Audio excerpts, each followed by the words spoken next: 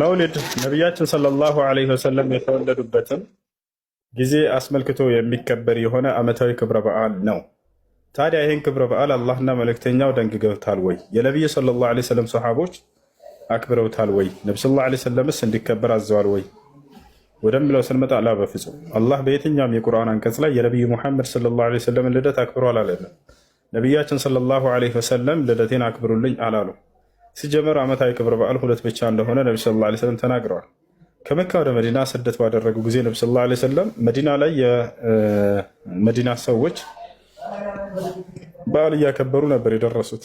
ከዚያ በኋላ ነቢያችን ሰለላሁ ዐለይሂ ወሰለም ምን እያደረጋችሁ ነው ሲሏቸው በዓል እያከበርን አሏቸው። ቀድ አብደለኩም አላሁ ቢኸይሪን ሚንሁም አሏቸው። አላህ ከነዚህ ከበዓሎቻችሁ የተሻሉ ሁለት በዓላቶችን ደንግጎ ሰጥቷችኋል አሉ። ሁለት ዒድ አልፍጥርና ዒድ አልአድሓ ብቻ ናቸው።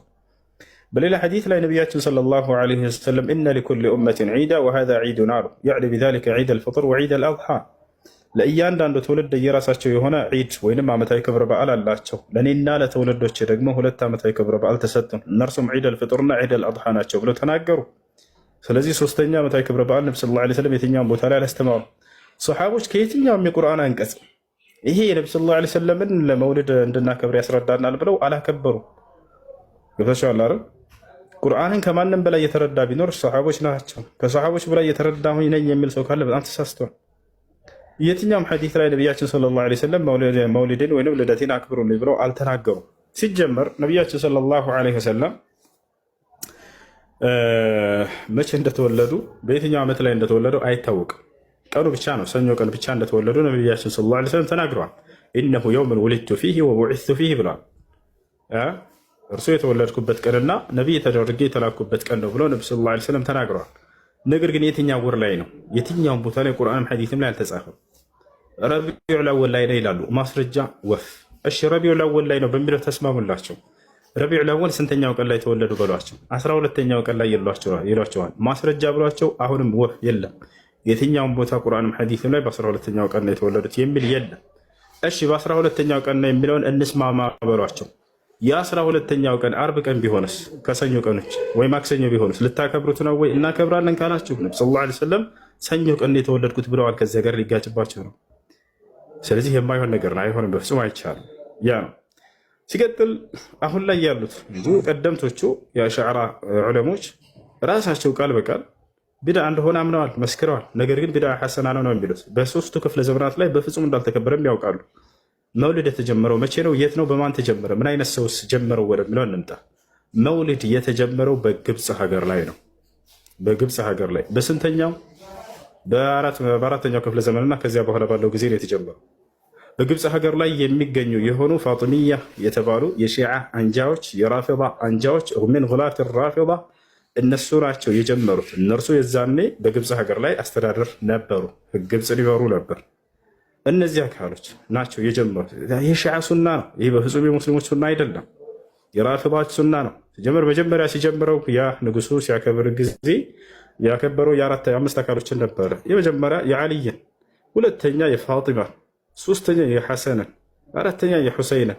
ከዚያ በኋላ በሀገሪቱ ያለውን ንጉስ የነዚህን የአምስቶቹን ልደት ማክበር ጀመሩ እነዚህ ሰዎች። ከዚያ በኋላ ቀስ በቀስ የነቢዩ ሰለላሁ ዐለይሂ ወሰለም ልደት ማክበር ጀመሩ።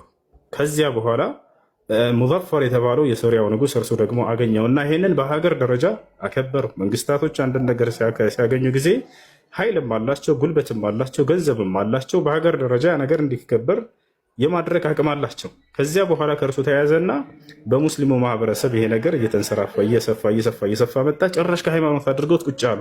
አጀማመሩ ግን ጭራሽ የሆኑ ሰዎችን ግለሰቦችን ልደትና ክብር በሚል ነበር። ገብቷቸዋል አይደል?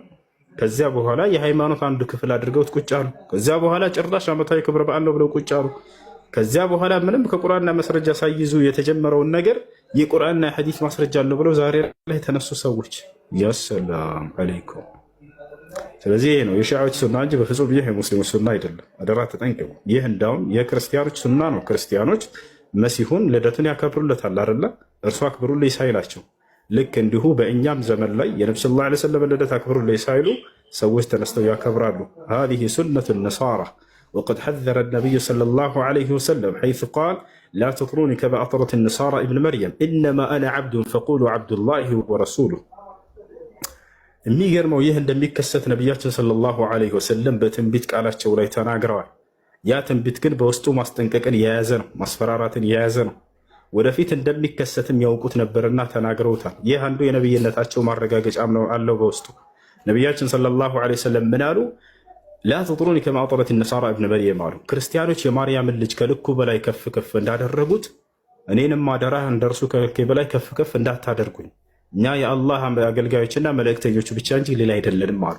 ምን እያሉ ነው? በውስጡ ወደፊት ልክ እንደ ኢየሱስን ከልኩ በላይ ከፍ ከፍ አድርገው እንዳነሱ የወደፊት ከትውልዳቸው ልክ እንዲሁ እንደዚ አይነት ህዝብ እንደሚነሳ እያስጠነቀቁና እየተናገሩ ነው።